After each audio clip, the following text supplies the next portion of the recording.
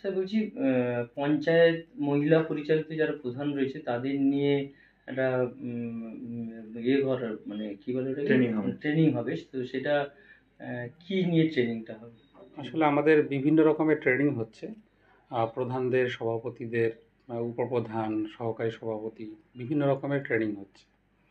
তো এর মধ্যে একটা ট্রেনিং আছে যে ট্রেনিংয়ে আমাদের মহিলা প্রধানরা, আমাদের 223টা গ্রাম পঞ্চায়েতের মধ্যে 138টা গ্রাম পঞ্চায়েত আছে যেখানে মহিলা প্রধান রয়েছে। সেই মহিলা প্রধানদের ট্রেনিং হবে এবং সেই বিশেষ করে শুধু মহিলা প্রধানদের এই জন্যই ডাকা যে মহিলা প্রধানদের যে নিজস্ব যে কাজ, যে আমরা উইমেন এম্পাওয়ারমেন্টের কথা বলি, আজকে পঞ্চায়েতে উইমেন রিজার্ভেশন হয়েছে কী জন্য?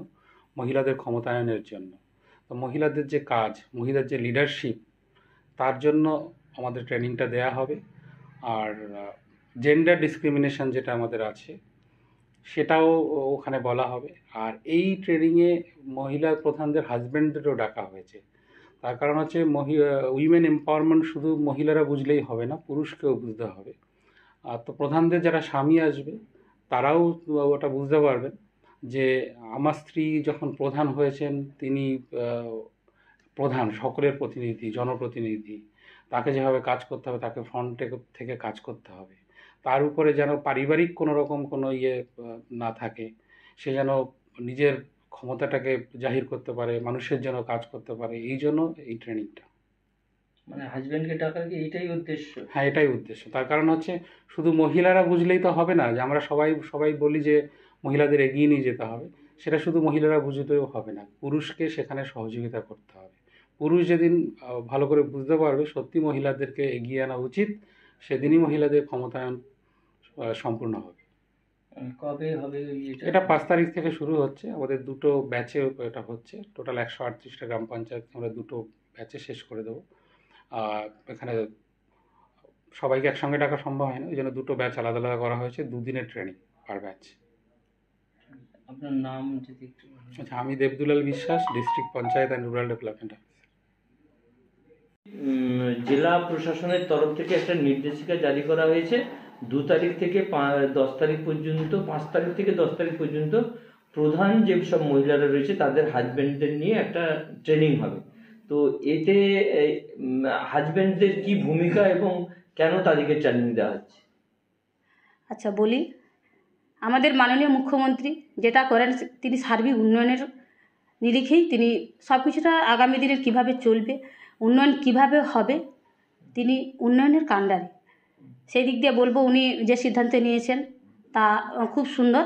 কারণ এই সিদ্ধান্ত আমরা আগামী দিনে আমরা যিনারা মহিলারা প্রধান আছেন তিনারা সব কিছু বিষয়ে কেউ মহিলা হয়তো অবগত নন, ওনার সঙ্গে সঙ্গে ওনার হাজব্যান্ডকে ওই ট্রেনিংটা দিলে এবং স্বামী স্ত্রী দুজনের মধ্যে যদি এটা জানা বোঝাপড়াটা থাকে, যেহেতু ওনারা জনপ্রতিনিধি, বাড়ির পাশাপাশি বা বিভিন্ন স্থানে যদি কেউ জিজ্ঞেস করতে পারে, হাজব্যান্ডরাও সুন্দরভাবে একই উত্তর দিতে পারবেন এবং মহিলা প্রধানরা যিনারা আছে ওনারাও সঠিকভাবে কাজ করতে পারবেন।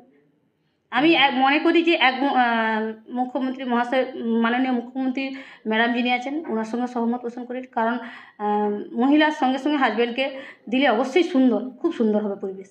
বিরোধীরা একটা অভিযোগ করছে যে এতে করে নাকি আরো দুর্নীতি, নাকি আরো হবে, সুবিধা হবে। দেখুন, আমি বিরোধীদের কথা ঠিক করতে পারছি না, কারণ ওনারা সব কিছু দিক দিয়ে অপপ্রচার চালিয়ে যান, ওটাও ওনাদের কাজ। ওনারা ভালো জিনিসের থেকে মন্দ জিনিসটা বেশি দেখেন, এটুকুই বলার ওনাদের উদ্দেশ্যে, আর কিছু না। তবে ব্লকের যারা সভাপতি আছে, পঞ্চায়েত সমিতির সভাপতি, তাদেরও কি হাজব্যান্ডদেরকে ডাকা? হ্যাঁ, অবশ্যই আছে। কারণ আমি মহিলা একজন সভাপতি। আগামী দিনে আমার আজকে বোধহয় চিঠিটা এসে যাবে সম্ভবত, আমার বোধহয় সম্ভবত কত একটা তারিখ আছে, 2 দিনের। ওটা অবশ্যই আমি থাকবো এবং আমার হাজব্যান্ড অবশ্যই থাকবেন। ওনারও তাই সেম জানা দরকার আছে আমি মনে করি। কারণ আমি তো আর ধরুন সামান্য দিনে এসেছি, আমার তো পুরো ব্লক এরিয়া আমার তো নজরে সম্ভব নয়।